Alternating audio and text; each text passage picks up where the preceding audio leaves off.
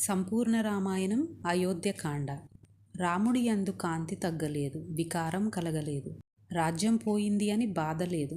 తన తండ్రి తొందరగా అన్నం తిని ఆరోగ్యంగా అవ్వాలని, తొందరగా కౌసల్యాదేవి యొక్క ఆశీర్వాదం తీసుకొని వెళ్ళాలి అని ఆమె అంతఃపురంలోకి వెళ్ళారు రామలక్ష్మణులు. కౌసల్యాదేవి కొద్దిసేపట్లో తన కొడుకుకి పట్టాభిషేకం జరుగుతుంది అని సంతోషంతో దైవారాధన చేస్తుంది.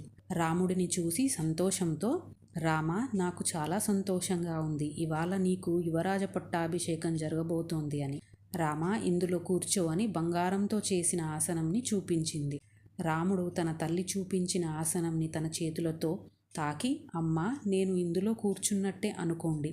అమ్మా, నేను ఇందులో కూర్చోవడానికి అవకాశం లేదు, ఎందుకంటే నేను 14 సంవత్సరాలు దండకారణ్యంలో ఉండే సమయం వచ్చింది. నేను తపస్విలా ఉండాలి, కాబట్టి కూర్చోలేను.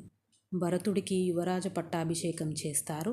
నాన్నగారి సత్యవాక్కు నిలబెట్టడానికి నేను దండకారణ్యంకి బయలుదేరుతున్నాను. అమ్మా, నీ ఆశీర్వచనం కోసం వచ్చాను. ఈ మాట విన్న కౌసల్యాదేవి కింద పడిపోయింది.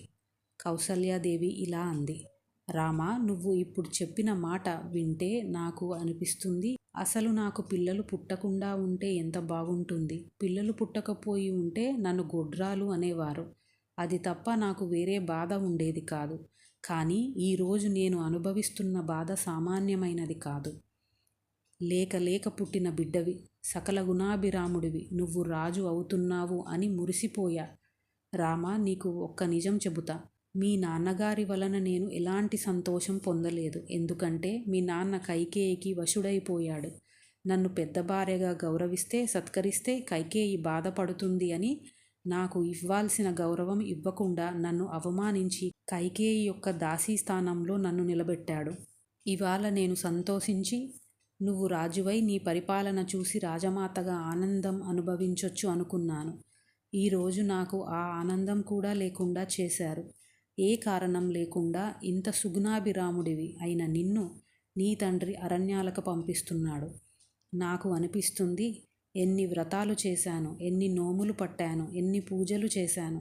నా శరీరమంతా నీరసించిపోయింది. అయినా ఆ దేవుడు నన్ను కరుణించడం లేదు. రామా, నువ్వు వెళ్ళిపోతే నన్ను చూసేవాళ్ళు ఎవరు ఉన్నారు? అసలు నీ తండ్రి నన్ను ఎప్పుడూ చూడడు, కైకేయి మందిరంలో ఉంటాడు. ఆ కైకేయి ఎప్పుడు కోపంతో ఉంటుంది. నా భర్త మహారాజుగా ఉండగా, నువ్వు ఉండగా, పెద్ద భార్య అయినా కూడా ఆ కైకేయి కోపంతో నన్ను చూస్తూ ఉంటే నాకు భయం. అలాంటిది భరతుడు మహారాజు అవుతున్నాడు, కైకేయి రాజమాత అవుతుంది. నన్ను కైకేయి ఎలా చూస్తూ ఉంటుందో ఊహించు. నువ్వు వెళ్ళిపోయిన తర్వాత నాకు ఈ రాజ్యంలో ఏం పని? నేను ఎవరిని చూస్తూ బ్రతకాలి? ఎందుకు బ్రతకాలి? అందుకని నేను మరణిస్తా రామా. ఈ మాట విని వెంటనే కోపంతో లక్ష్మణుడు ఇలా అన్నాడు, అన్నా, ఏమిటి ఊరికే నాన్నగారు నాన్నగారు అని? పితృవాకు పరిపాలన, ధర్మం, సత్యం. నాన్నగారికి వృద్ధాప్యం వచ్చింది, ఒంటికి కామం తీరలేదు, ఇంకా యవ్వనంలో ఉన్న కైకమ్మ కావలసి వచ్చింది. అందుకు వాళ్ళిద్దరూ సంతోషంగా గడుపుతున్నారు. ఏ అపరాధం చేయని నిన్ను అరణ్యానికి పంపించేస్తున్నారు. నువ్వు వెళ్ళిపోతున్నావు. అమ్మ ఇంత బాధపడుతుంది ఇక్కడ. అన్నయ్య, ఎందుకు ఇంత చేతకాని వాడిలా వెళ్ళిపోవడం? నువ్వు అను, నేను అందరి పని పడతా. దశరథుడిని కారాగారంలో పడేస్తా లేదా చంపేస్తా. నేను ఉన్నది ఎందుకన్నయ్య? నిన్ను రక్షించుకోలేకపోతే నా బ్రతుకు ఎందుకు? నాకు అనుమతి ఇవ్వు అన్నయ్య. కౌసల్య అంది, రామా, నిన్ను విడిచి నేను ఉండలేను. ఉంటే నీతో పాటు నేను ఉండాలి, లేదా నాతో పాటు నువ్వు ఉండాలి. లేదా లక్ష్మణుడు చెప్పింది బాగుంది. ఇక్కడ ఒక విషయం చెప్పాలి. కౌసల్యకి కైకేయికి ఉన్న తేడా ఏమిటి? కోపం వచ్చినప్పుడు అనకూడని మాటలు అన్నా దాని గురించి ఏదైనా వివరించి చెబితే కౌసల్య వింటుంది. అదే కైకేయి ఎవరు చెప్పినా వినదు. తను అనుకున్నదే చేస్తుంది. రామా, తండ్రి మాట బిడ్డ ఎలా వినాలో తల్లి మాట కూడా బిడ్డ వినాలి. కాబట్టి నువ్వు అరణ్యానికి వెళ్ళడానికి నేను అంగీకరించడం లేదు. నువ్వు వెళితే నేను విషం తాగుతా. రాముడు తన తల్లిని శాంతపరిచి నచ్చజెప్పి అనుమతి తీసుకుని వెళ్ళాలి అని ఇలా అన్నారు. అమ్మా, నువ్వు చెప్పింది తప్పు అని నేను అనటం లేదు. తల్లి తండ్రి ఇద్దరూ సమానమే. అయితే మన వంశంలో సగర చక్రవర్తి తన 60,000 సగరులకి భూమిని తవ్వేయమన్నారు. అది పాపం కదా. ఎన్ని జంతువులు చనిపోయాయో, కానీ వాళ్ళు తవ్వేశారు. అలానే మన వంశంలో తండ్రి మాట జవదాటకుండా ఎవరూ లేరు. కాబట్టి అమ్మ, ఒకే విషయంలో తల్లి మాట తండ్రి మాట వినాల్సి వస్తే తండ్రి మాటకే గౌరవం ఉంచాలి. అందుకని ఇప్పుడు నేను ధర్మం పాటించడానికి ఎవరి మాట వినాలి? తండ్రి మాటే వినాలి. నేను అరణ్యానికి వెళితే తప్ప నా మనసుకి శాంతి ఉండదు. ధర్మం తప్పిన వాడిని కాకూడదు. ఇప్పుడు లక్ష్మణుడితో అన్నారు, లక్ష్మణ, నువ్వు ఎంతో తేజోవంతుడివో పరాక్రమవంతుడివో తెలుసు. కానీ ఇప్పుడు నీవు మాట్లాడిన మాట వల్ల నేను అమ్మ దగ్గర అరణ్యానికి వెళ్ళడానికి అనుమతి తీసుకోవడానికి వచ్చిన నాకు ఎంత ఇబ్బందిగా తయారు అవుతుందో చూసావా? అమ్మ సత్యానికి శాంతికి తేడా తెలుసుకోవడానికి ఇబ్బంది పడుతుంది. నాతో రావడం తనకి శాంతి అనుకుంటుంది. కానీ భర్తని విడిచిపెట్టి కొడుకుతో వెళ్ళడం అశాంతికే కారణం. నాన్నగారు భరతుడికి పట్టాభిషేకం కోసం నన్ను దండకారణ్యంకి పంపుతున్నారు అనుకుంటుంది. కానీ కైకమ్మ అడిగిన 2 వరాలలో ఒకటి నన్ను దండకారణ్యంకి పంపడం. నాన్నగారు కుట్ర చేసి నన్ను పంపడం లేదు. నాన్నగారు కేకయ్య రాజుకి ఇచ్చిన మాట నెరవేర్చకుండా చేసింది అసత్య దోషం. అందుకు కైకమ్మ బాధపడాలి. అందుకు ఆమె బాధకి అర్థం ఉంది. కైకమ్మకు వరాలు ఇచ్చారు ఒకనాడు. కైకమ్మ ఆ రోజు నాన్నగారిని రక్షించకపోతే ఇప్పుడు మనకి నాన్నగారు ఉండేవారు కాదు. అందుకని తండ్రి వరాలు ఇచ్చారు. కైకమ్మ ఆ వరాలు దాచుకుని ఇప్పుడు అడిగింది. నాన్నగారికి నేను వెళ్ళడం ఇష్టం లేదు. కానీ ఆయన వరానికి కట్టుబడ్డారు, సత్యానికి. నాన్నగారి సత్యవాకు నిలబెట్టుకోవడానికి నేను వెళ్ళాలి. అందుకని లక్ష్మణ, అమ్మ ఇబ్బంది పడ్డప్పుడు ఏది సత్యమో ఏది శాంతో బిడ్డలుగా మనం చెప్పాలి. అందుకని లక్ష్మణ, తొందరపడకూడదు. ధర్మమునందు సత్యము ఉంటుంది. అందుకని ధర్మాన్ని విడిచిపెడితే సత్యధర్మములు విడిచిపెట్టినట్టు అవుతుంది. సత్యంతో కూడిన ధర్మం పట్టుకోవాలి. ఒక ధర్మాన్ని పట్టుకోవడమో ఒక సత్యాన్ని పట్టుకోవడమో ప్రమాదం అవుతుంది. దీని అర్థం, దశరథ మహారాజు సత్యాన్ని వదిలేసి ధర్మం పట్టుకుని పెద్ద కొడుకుకి పట్టాభిషేకం నిర్ణయించారు. కైకేయి ధర్మాన్ని వదిలేసి సత్యం పట్టుకుని ఆమె దగ్గర ఉన్న 2 వరాలు అడిగింది. భరతుడికి పట్టాభిషేకం సత్యంతో కూడుకున్నది, కానీ అధర్మం. రాముడిని అరణ్యానికి పంపడం అనేది అధర్మం. అలా ఇద్దరూ ధర్మంతో ఉన్న సత్యం కాకుండా ఒకరు సత్యం లేని ధర్మాన్ని, ఒకరు సత్యాన్ని పట్టుకున్నారు. అందుకని రాముడు భరతుడు వీరిద్దరికీ పట్టాభిషేకం అవలేదు. అమ్మ, మనందరం నాన్నగారి మాట వినాలి. నాన్నగారు నిన్ను గౌరవించకపోయి ఉంటే పాయసంలో నీకు సగభాగం ఎందుకు ఇచ్చారు? అందుకని అమ్మ, నాన్నగారిపై వ్యతిరేకత వద్దు. లక్ష్మణ, ధర్మము అర్థము కామము అని 3 ఉంటాయి పురుషార్థాలలో. ధర్మం భార్య లాంటిది, అర్థము బిడ్డ లాంటిది. ధర్మముచే కామము వలన అర్థం కలగాలి. నువ్వు చెప్పినట్టు నాన్నగారిని ఖైదు చేసి రాజ్యం చేయడం వలన అందులో ధర్మం లేదు, అర్థం లేదు, నింద తప్ప. అలాంటి రాజ్యం నాకు అక్కరలేదు. లక్ష్మణ, కైకమ్మ నన్ను గాని భరతుడిని గాని ఎప్పుడైనా వేరుగా చూసిందా? అలాంటిది ఈరోజు నన్ను అరణ్యానికి వెళ్ళాలి అని వరం కోరింది. సుఖము దుఃఖము, శుభము అశుభము ఏదైనా సరే అంతా దైవ నిర్ణయం. ఎన్నడూ నన్ను వేరుగా చూడని కైకమ్మ ఇవాళ నన్ను అడవులకు పంపుతుంది అంటే ఇది దైవ నిర్ణయం. అందుకని ఆ భగవంతుడు ఎలా నిర్ణయం చేస్తాడో అలా మనం నడవాలి.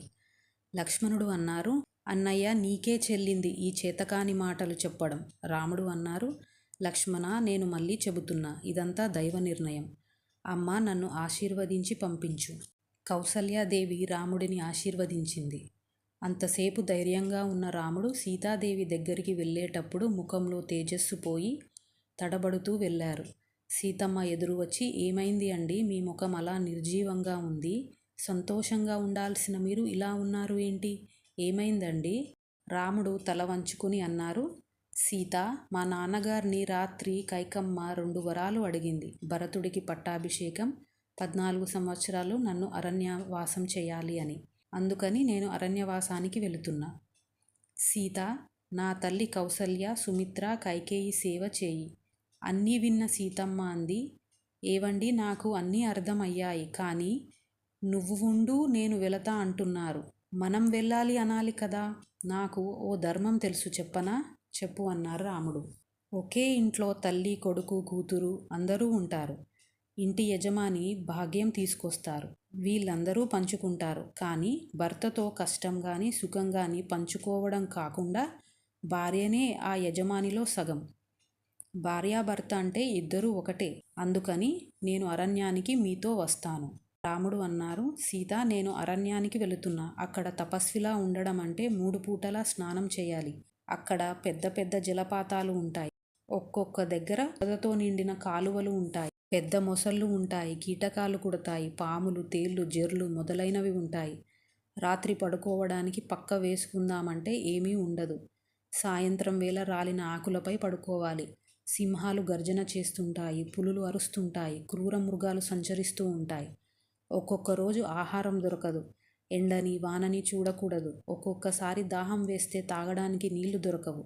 పెద్ద పెద్ద ముళ్ళు కాళ్ళకు కుచ్చుకుంటాయి. అంత కష్టపడాలి. అలా కష్టపడే జీవితం నీది కాదు. నా మాట విను. నువ్వు నాతో రావద్దు. ఇక్కడే ఉండు. 14 సంవత్సరాలు నేను అరణ్యవాసం చేసి తిరిగి వస్తా. సీతాదేవి అంది. నిజమే, ఎన్నో కష్టాలు ఉంటాయి. కానీ రామా, నువ్వు పక్కన కూర్చుని సీత అని ప్రేమగా నాతో మాట్లాడితే ఇవన్నీ నాకు సుఖాలు అయిపోతాయి. నువ్వు నా పక్కన లేకపోతే నాకు ఎన్ని భోగభాగ్యాలు ఉండని, అవి నాకు విషంతో సమానం. నువ్వు నీ తండ్రి మాట విని అరణ్యంకి వెళుతున్నావు. నాకు నా తండ్రి ఒక మాట చెప్పారు. సీత, నువ్వు నీ భర్త వెంట నీడగా ఉండాలి అని. నువ్వు అరణ్యానికి వెళితే నీ నీడ అంతఃపురంలో ఉండదు కదా. అందుకే నేను నీ నీడలా రావాలి. క్రూర మృగాలు ఉంటాయి అంటున్నావు. నువ్వు నన్ను రక్షించవా? ఎప్పుడూ ఆ కోదండం పట్టుకుని ఉంటావు. దానికి పని చెప్పవా? చేతకాని వాడివా అని కోపంలో ఉన్న బాధతో రామా, నేను నీతో పాటు వస్తాను అని ఏడుస్తుంది. రాముడు అన్నారు, సీత, నువ్వు బాధపడితే నేను తట్టుకోగలనా? నిన్ను వదిలి నేను ఉండగలనా? కానీ కష్టం అని తెలిసి ఒక భర్త భార్యని కష్టపెట్టకూడదు. కానీ భార్య ఉండలేక భర్త వెంట వస్తే తీసుకెళ్ళాలి. అందుకని వద్దు అన్నాను. నీ వంటి భార్యని నేను పొంది అదృష్టవంతుడను అని సీతారాములు సిద్ధం అవుతున్నారు. అప్పుడే వచ్చిన లక్ష్మణుడు రాముడి పాదాలను గట్టిగా పట్టుకొని, అన్నయ్య, నిన్ను విడిచి నేను ఒక్క క్షణం కూడా ఉండలేను. రాముడు అన్నారు, లక్ష్మణ, నువ్వు నాతో వస్తే తల్లి కౌసల్యాదేవి, సుమిత్రాదేవిని ఎవరు చూస్తారు? అన్నయ్య, అమ్మలిద్దరినీ ఊర్మిళ చూసుకుంటుంది. మీరు బెంగ పెట్టుకోకండి. నన్ను రమ్మనే వరకు మీ పాదాలు వదలను. రాముడు అన్నారు, లక్ష్మణ, నేను ఎంత అదృష్టవంతుడిని నీలాంటి తమ్ముడు ఉన్నందుకు. నిన్ను వదిలి నేను ఉండలేను. సరే, నువ్వు వచ్చేయి.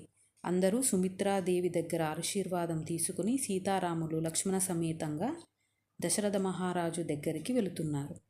అలా నడుస్తూ వెళుతుంటే అక్కడ ఉన్న జనం ఏడుస్తున్నారు. కాలం ఎంత చిత్రమైనది. ఒక్క క్షణంలో అంతా మారిపోతుంది. కైకేయి అంతఃపురం దగ్గరికి వచ్చి అక్కడ ఉన్న సుమంతుడితో రాముడు అన్నారు, నాన్నగారికి చెప్పండి, మేము వనవాసానికి బయలుదేరుతున్నాం. ఒక్కసారి వారి ఆశీర్వాదం తీసుకుని వెళతాం.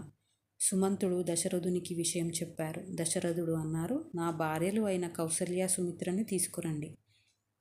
వాళ్ళు వచ్చాక రాముడు, సీత, లక్ష్మణుడు లోపలికి వెళ్ళారు. రాముడు అన్నారు, తండ్రి, మీ సత్యవాక్కు నిలబెట్టడానికి నేను అరణ్యానికి వెళుతున్నా. నాతో పాటుగా ఎంత వద్దని చెప్పినా సీత, లక్ష్మణులు వస్తున్నారు. మేము వెళుతున్నాం, ఆశీర్వదించండి అని కాళ్ళు పట్టుకున్నాడు. రాముడిని పైకి లేపి దశరథ మహారాజు అన్నారు, రామా, నన్ను కైక వంచింది. కానీ నువ్వు వెళ్ళడం నాకు ఇష్టం లేదు. నిన్ను చూడకుండా ఉండలేను. అందుకని నువ్వు నన్ను ఖైదులో పెట్టు. నువ్వు నాకు రాజ్యం ఇవ్వడం ఏమిటి అని రాజ్యం తీసేసుకో రామా. రాముడు అన్నారు, నాన్నగారు, మీరు మా తండ్రి. మీ సత్యవాకు నిలబెట్టడం నా ధర్మం. మీరు ఇలా మాట్లాడొద్దు. నేను వినలేను అని అందరి దగ్గర ఆశీర్వాదం తీసుకొని బయలుదేరారు. కోసల దేశం సరిహద్దు వరకు రథంపై బయలుదేరారు. ఎక్కడ చూసినా జనం, అందరూ ఏడుస్తున్నారు. రథంతో పాటు ప్రజలు కూడా వెళుతున్నారు. రాముడు వాళ్ళని చూసి మీరంతా రావద్దు అంటే, రాముడు ఎక్కడ ఉంటే అక్కడే మాకు అయోధ్య అని వస్తున్నారు. రథాన్ని చాలా వేగంగా తీసుకెళ్ళమని చెప్పారు రాముడు. చాలామంది రథాన్ని అందుకోలేక ఆగిపోయారు. ఇంకొంతమంది అలానే రావడం చూసి రాముడు రథాన్ని ఆపేసి కిందికి దిగి నడవడం మొదలుపెట్టాడు. అలా తమసా నది తీరం చేరుకున్నారు. అక్కడ ఆ రాత్రి పడుకున్నారు. రాముడు సుమంతుడితో అన్నారు, నా మీద ప్రేమతో వచ్చారు వీళ్ళంతా. వీళ్ళని కష్టపెట్టకూడదు. కాబట్టి మనం ఎవరికీ తెలియకుండా వెళ్ళిపోవాలి అని. తెల్లవారుతుంటే సీతారాములు లక్ష్మణ సమేతంగా తమసా నదిని దాటారు.